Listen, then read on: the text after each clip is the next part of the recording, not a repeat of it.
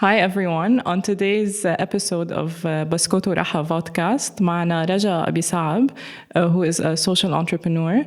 حنكون عم نحكي about recycling, the recycling scene in Lebanon, and a bit about the environment. فينا نبلش by a small introduction بتعطينا إياها رجا about yourself, and thank you for being here with us today. Thank you for having me. أكيد. So my name is Raja Abi Saab. I'm a social entrepreneur مثل ما قلتي. I founded a company called Green Mount Recycling around 3 years ago that wishes to tackle the waste management crisis in Mount Lebanon and in vulnerable regions and municipalities in Mount Lebanon. And the way we do it is across the value chain of waste management, we cater our services to the needs of the public. So as you may know, some people need convenience in their waste management collection schemes. So we provide that to them. We provide door-to-door collection in partnership with municipalities. At the same time, some other people might need to monetize or they want to donate their recyclables to charitable causes. And so we also provide that service. We have stores where people can sell us their recyclables in partnership with Nadira Technologies. And today we also have business deals with more than 200 businesses in our regions of operations. And we have actually anchored down 15 municipalities, and we've been working continuously for the last 3 years. So رجل يعني Green Mount Recycling, would you categorize it as يعني does it operate as an NGO or is it a company? وكنت عم تقول إنه you started it 3 years ago يعني بعد قبل الانفجار بعد الأزمة بعد الثورة after like the deterioration of the situation بلبنان. Yeah, that's actually a great question because أول شيء I categorize it as a startup. It's a profit-seeking company. We are trying to crack down on the economics of waste management because it's a very, very tedious and difficult process, and it still hasn't been cracked, not only in Lebanon, but around the world, but we are zoning in on it. We are currently in the process of creating a toolkit for waste management for municipalities. So that's how we categorize. But as for the infijar, it's quite maybe a sensitive topic because when I came back to Lebanon, I used to work abroad in Abu Dhabi. When I came back with GMR in mind, the explosion happened 2 weeks later, and it was like a pivotal point. So it was, we had to choose between continuing despite the يعني النكبة اللي صارت يعني and then or just going back to a safer place and doing what we have to do and building my future abroad. Somehow the infijar was actually a motivation to actually stay and do it because I felt like if I left, why would other people stay as well? So I felt like it was somewhat of a calling. And the infijar happened 2 weeks after I came back. So yeah. And that was a good way to start. To go back to Green Mount Recycling, did you find you founded it لوحدك? كان عندك friends, family, someone in your community who was يعني shared the same vision, كان بدو يبلشوا سوا, ولا it was just like a personal initiative and then يعني وصلت لهيدا المحل اللي هي فيه اليوم؟ The initiative was personal. It was triggered with actually a conversation with my mom because we were both passionate about sustainability and like having a clean environment generally, and we saw that there are no concrete initiatives to tackle the waste management crisis, at least in our where we are operating, which is in the Ba'abda, Al-Matan, a bit in Alay. So we saw that at the time there were no concrete initiatives. Right now there are some initiatives around as well that are doing well. So I wouldn't say lahali I had people who supported, but it was kind of a solo effort until I started speaking to certain investors or potential partners that came in and contributed as well. Speaking of partners, actually كان بدي أسألك إنه the type of work you do, is it هلا أنا مثلا حدا ما كتير عندي background in what is waste management or كتير environmental, sadly ما كتير عنا وعي بلبنان هالموضوع.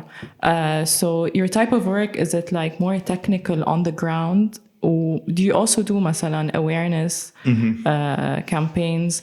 و the work that you do كنت عم تحكي إنه في بلديات municipalities بلشتوا مع بلدية واحدة و it spread. So can you give us, يمكن كترت عليك the questions, بس can you give us like a little overview of how that work goes? I'm going to give you the elevator pitch. Okay, so perfect. basically what we are a waste management startup, and across the waste management value chain you have like 5 main elements. So first you need to raise awareness with the people, because this is where the actual change starts.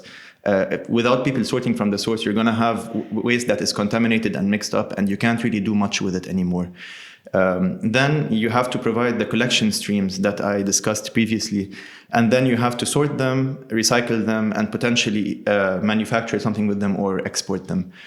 So as GMR, we realized that the initiatives involving raising awareness, collection, and sorting weren't really there concretely, and we decided to champion that.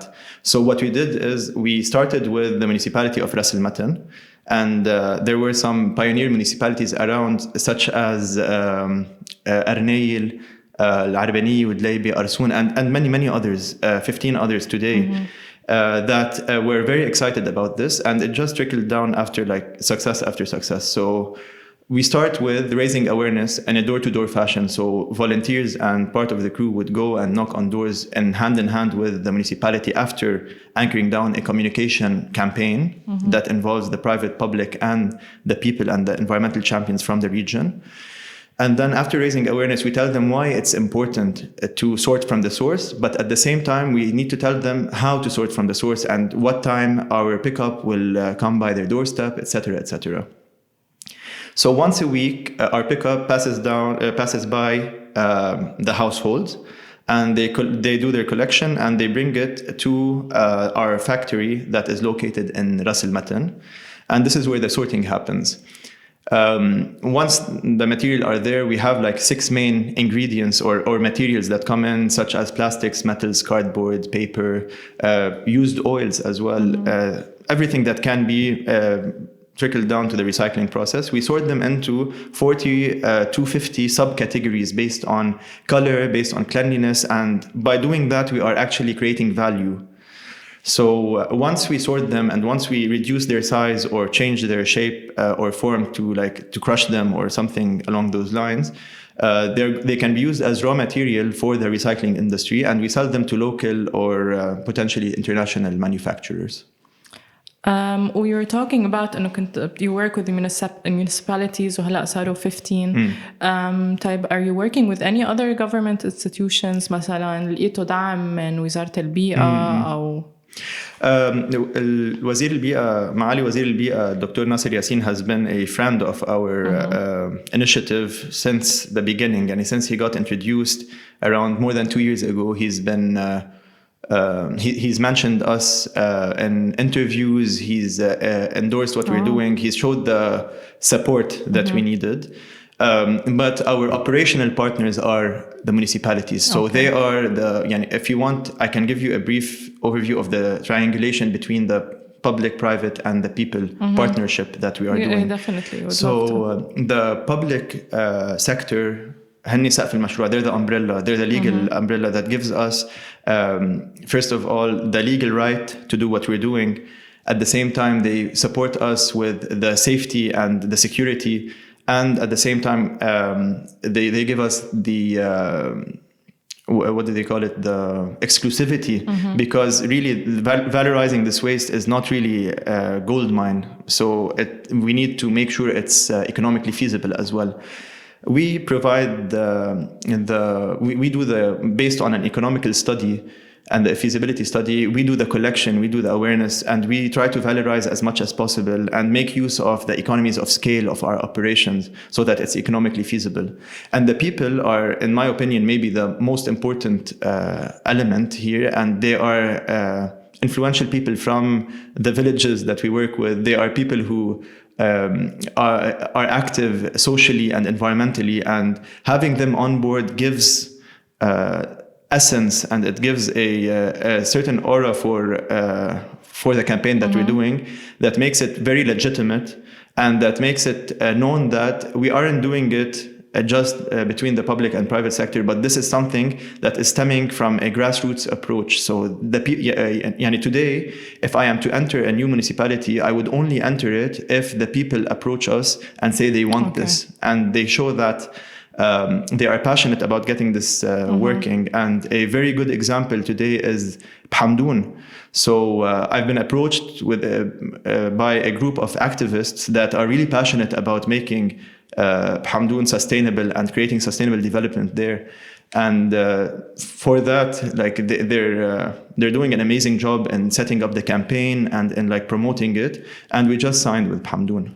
صراحة that's both يعني nice to hear وكمان شوي surprising. يمكن لأنه يعني topics like recycling و the environment environmental policy مش إشياء كتير يعني we talk about in Lebanon. You don't really hear about it in مثلا politics ولا بالدولة ولا. So that's actually what I wanted to go to next. إنه هلا with your exposure to municipalities and people and the public sector in general and the private in regards to recycling waste management, how do you see the recycling scene in Lebanon? يعني بعدنا بمحل انه انا بعرف من وراء ازمه الزباله كان عندنا اياها years ago وكل شوي بتغير شيء انه are we still بعدنا كثير بالbeginning or do we have a really long way to go sadly? هلا the recycling scene around the world is still pretty nascent as to the urgency of the situation. Okay, there are places that have advanced a lot, but it's still not enough. In Lebanon, it's even more nascent because there are other priorities. We have an economic and political crisis. People are trying to make ends meet rather than caring about the environment, which is to a certain degree understandable. Yani one must be conscientious and empathetic with that and not really like judgmental. But what we are trying to say is, this is one thing and doing proper environmental practices is another.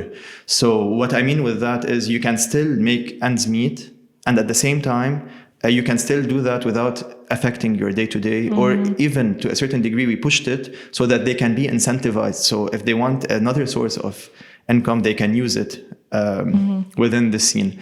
How is the scene in Lebanon? I can tell you, it's still pretty nascent. There's a lot of effort being put, lots of startups that are coming about, and some of them are very, very successful, and some of them are even reaching regional and international grounds. Big thank you to the support providers, such as accelerator programs such as Beritech, Life, and BWR by USAID, and of course many others. They are really supporting this industry and the entrepreneurs who have it really difficult here in this country, and especially in this field. You were saying إنه يعني although نحن بنفكر in our society إنه في أشياء that are more of a priority مثل making ends meet الوضع الاقتصادي السياسي security wise, but at the same time you're saying إنه it goes hand in hand. So إنه أنا to me I feel like this starts on an individual level. So إنه في أشياء ننتبه لها بالhousehold مثلا with our family, في أشياء ننتبه لها our daily life.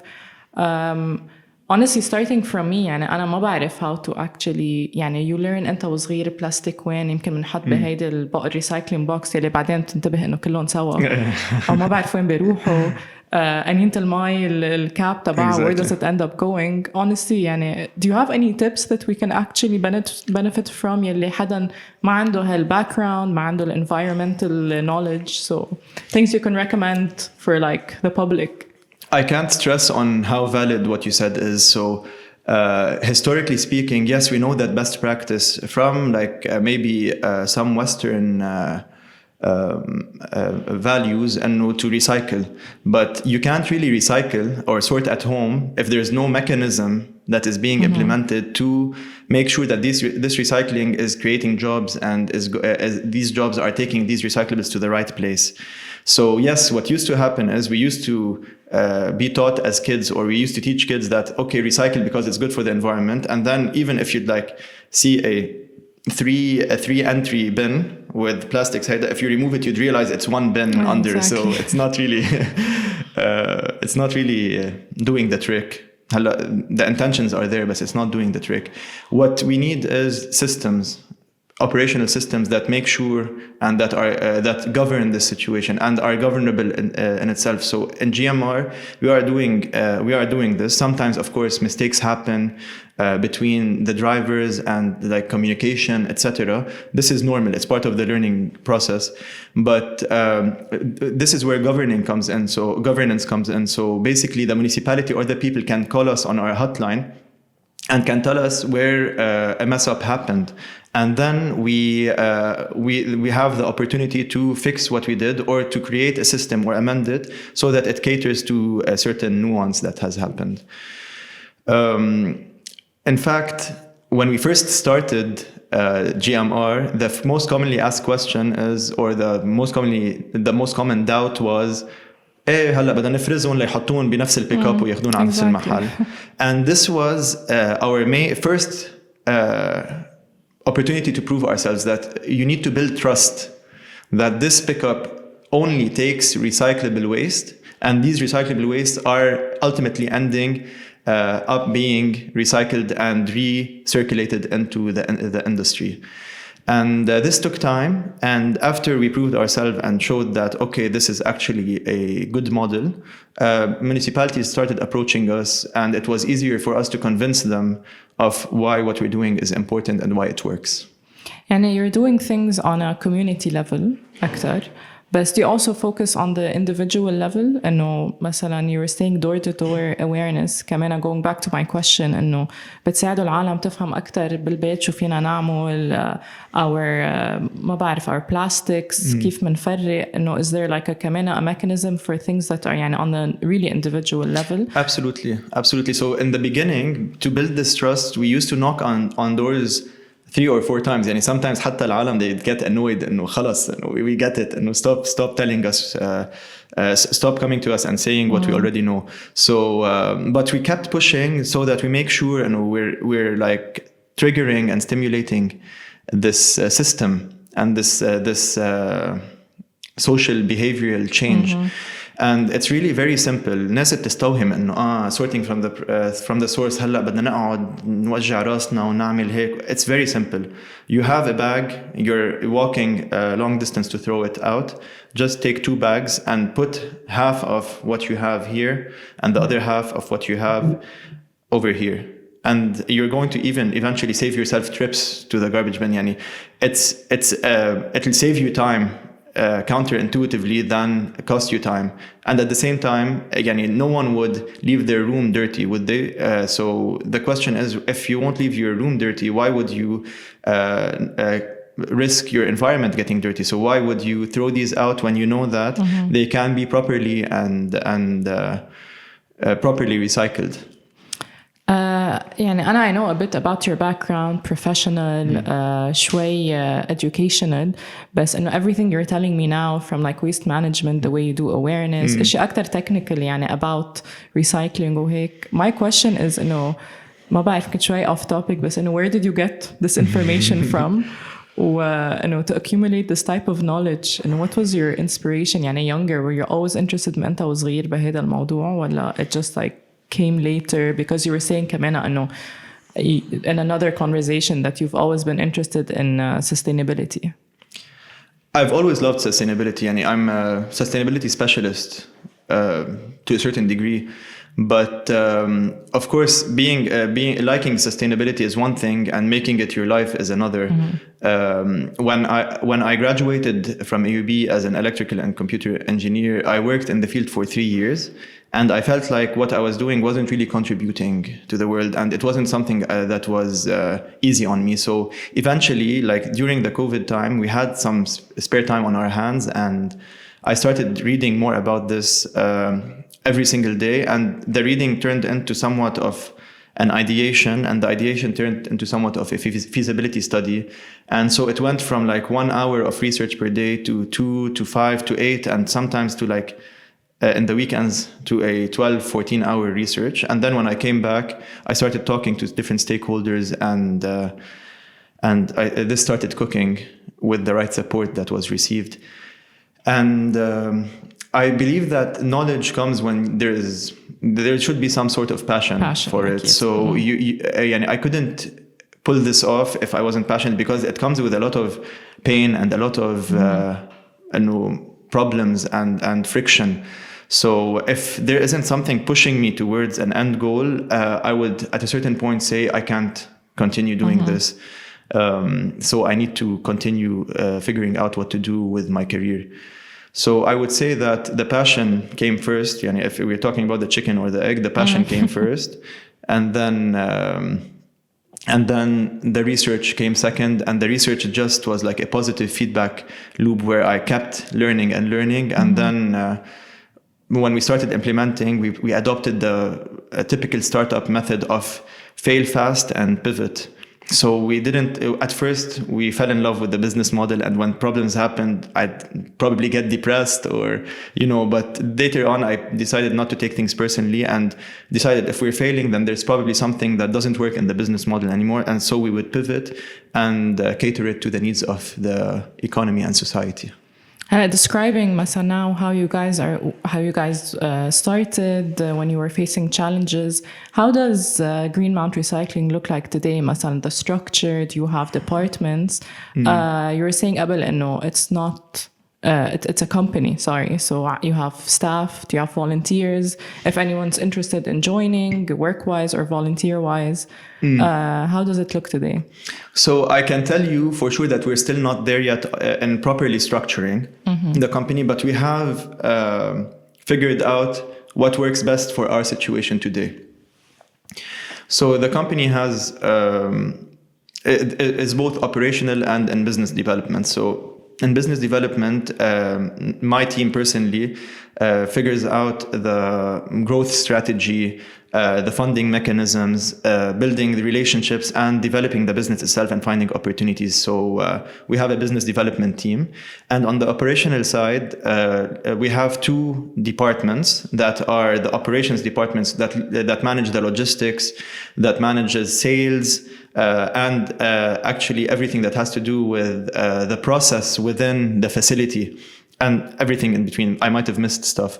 We also have a community management department, which is also a core service that we have that makes sure that different stakeholders and different people in society are happy and that their needs are met. So we have a hotline people can call us on in our areas of operation. If they have any questions or if they have any doubts or complaints, they can call us and we will figure out how to cater for them accordingly. And this department also has its own vehicle that can give that service as well.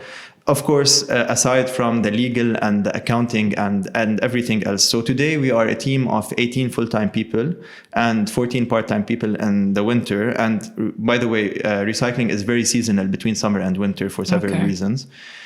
And in the summer, we actually go up by like 30-40% workforce increase.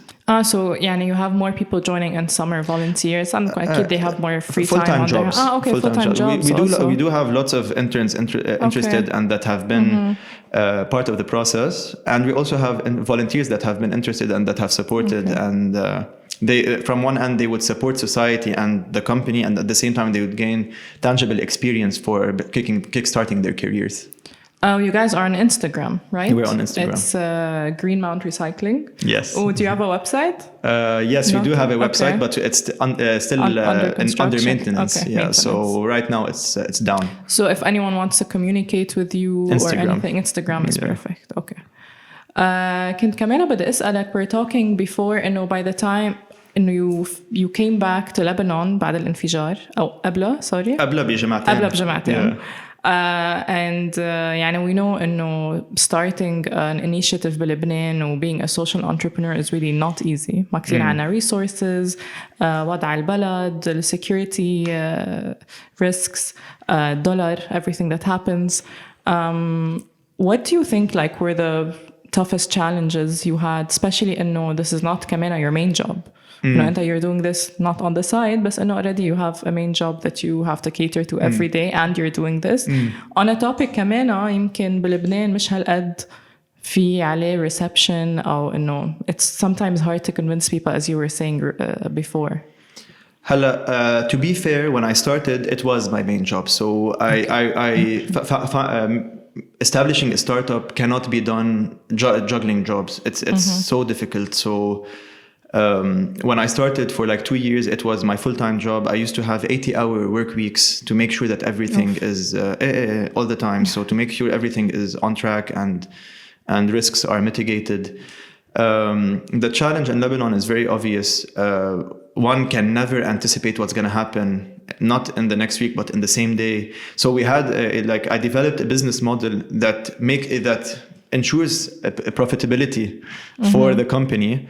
And then 1-2 months later, fuel prices, because of what has happened in like wars around the world, like in Ukraine and in Russia, fuel prices tripled. And so the profitability, everything changed. And this is where, this was the first heartbreak.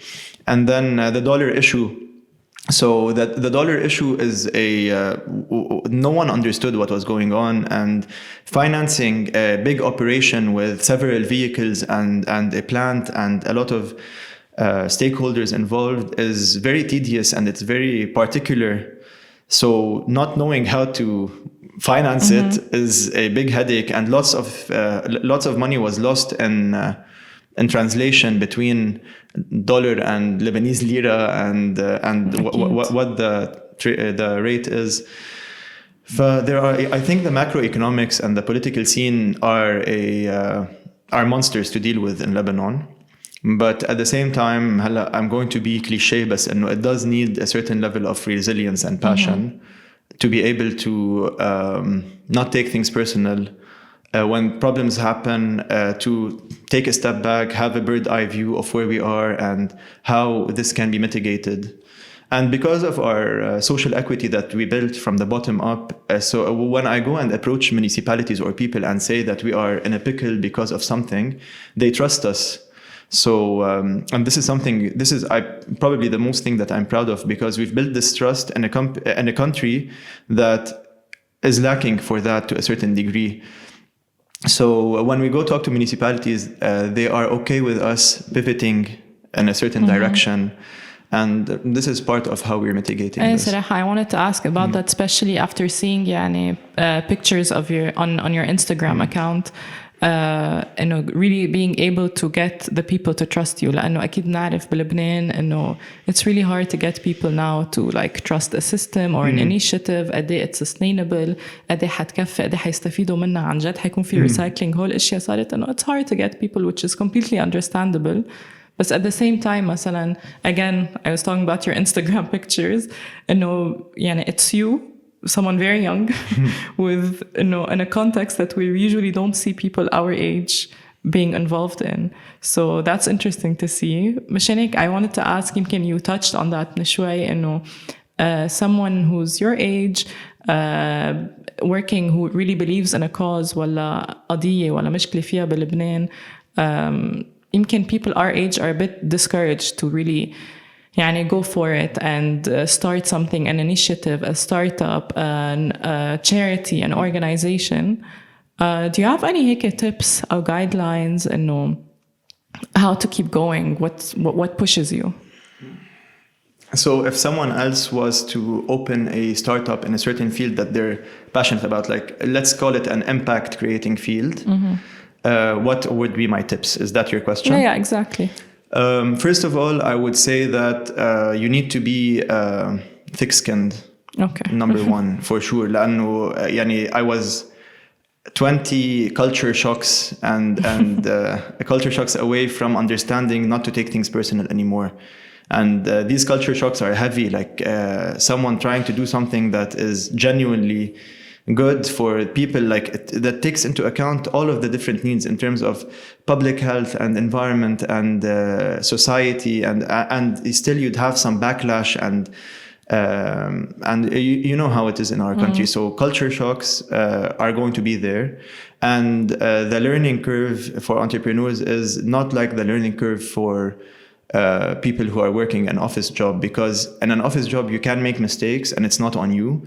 In entrepreneurship, if you make a mistake, you're gonna pay for it straight on. You're responsible, and this is very, very nerve-wracking. I've had a lot of sleepless nights. It's still not easy to this day We're still figuring out stuff, but what I would say is, first of all, be thick-skinned. Second of all, do your studies back and forth a million times. So if you're passionate about something and you want to go for it, passion alone is not enough. Passion is just a fuel to keep you going. But if you are not very well prepared, and you can't be prepared enough, don't go for it. And even if you are prepared to the maximum, there are certain risks that you will not be able to mitigate, and this might lead to your failure, and that's okay. That is part of I know that sounded a bit scary, but no, sure, that's okay, that's right? okay. So don't fall in love with your business model, your first business model. Fail fast and pivot, as we've mentioned.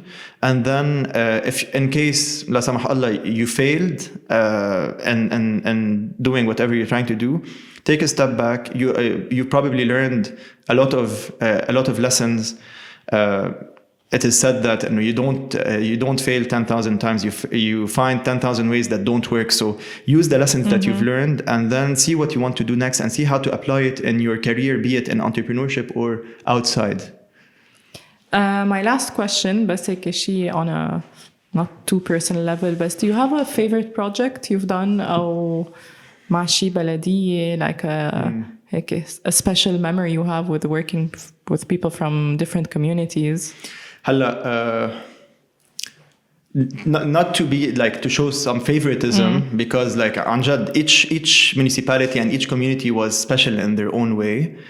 And at the same time, as the situation changed and as we matured and knew our groundwork more and more, our understanding of the situation became much clearer.